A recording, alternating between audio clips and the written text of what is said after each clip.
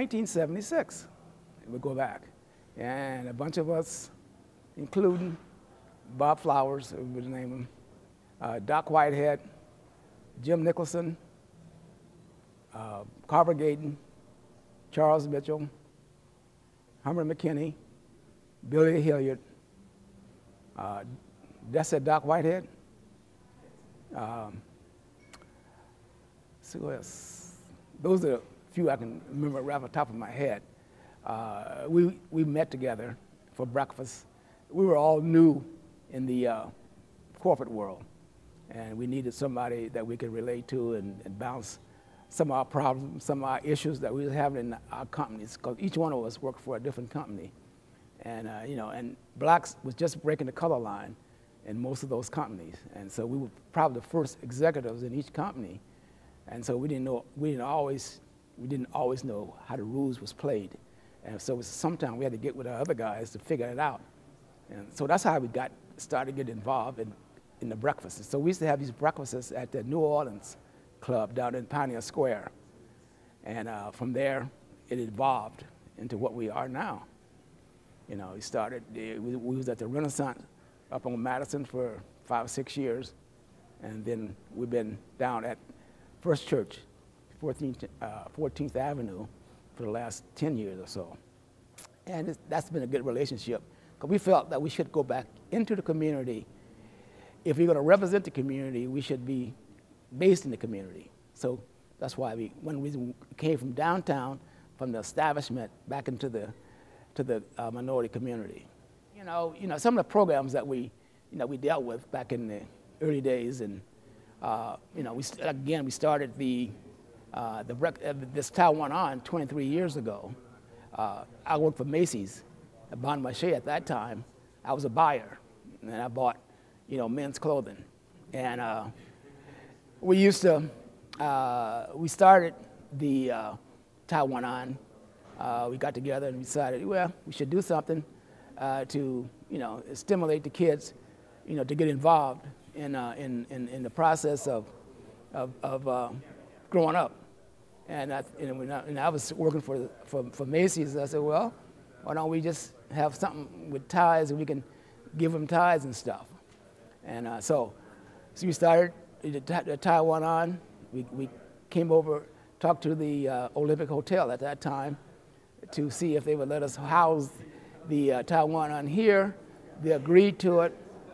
And so the first 5 or 6 years, I used to get all our overrun, our ties that nobody would buy. And I would always bring those and give them to the kids. And the kids used to complain about how lousy the ties looked. And so we end up, well, actually, a guy from the tie manufacturers called us, the tie manufacturer located here in town. And he said, I saw you guys on TV. At that time, we was getting all the TV coverage, too, a lot of TV coverage from all the stations. And he said, we saw you guys on TV, and you guys are doing something that's related to my business. And he said, I'd like to talk to you guys. I'd like for you to come down to my office, to my factory, and maybe we can have a coffee and lunch and talk about maybe we can, coordinate, our efforts. And so we went down, and and so we was telling them what we were doing. And then he said, well, why don't you guys have the kids design the ties, and I'll send some of our artists out and some of our people from the factory to teach them how to design ties. So I said, hey man, that's a good idea, because I said they're sick and tired of those old ties I give them. And so that's how we started having the kids get involved. And the first ties you can see was the one with the basketball player. That was one of our first ties. That's going way back to 1993, quite a while ago. And one of our kids that was going to John Marshall, and then he ended up working for Safeco.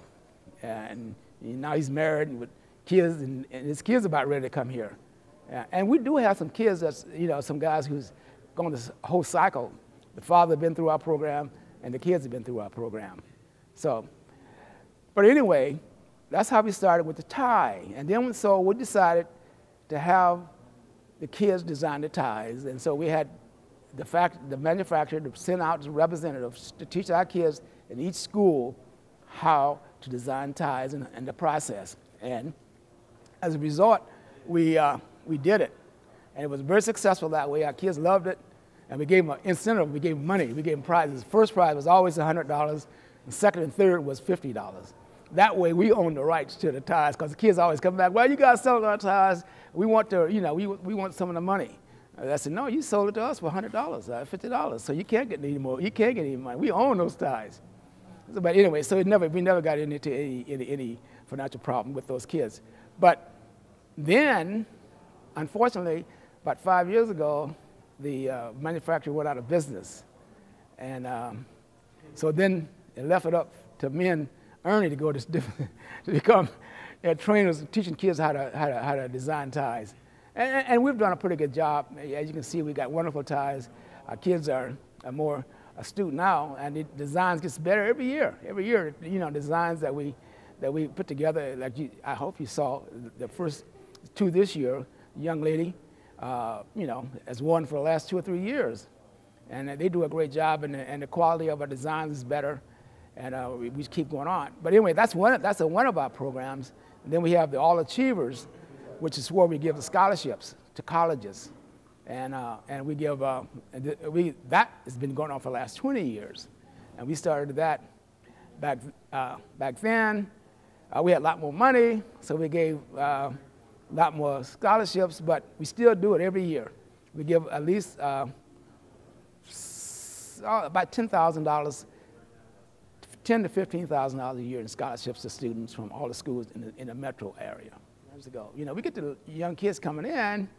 Sometimes they don't want to put the sweat equity in, they like to do the fine-tuned stuff, but there's a lot of grunt, a lot of dirty stuff goes on that you have to do, to make everything work, and so we're trying to get the right mix of the kids, and the kids are, they're more into what is the new, I'm talking about the electronics and that kind of stuff. Digitals and and which is, that's the thing of tomorrow and today. And so consequently, but equating that into sweat equity as far as grunt, going out, manually, talking to the kids, hands-on.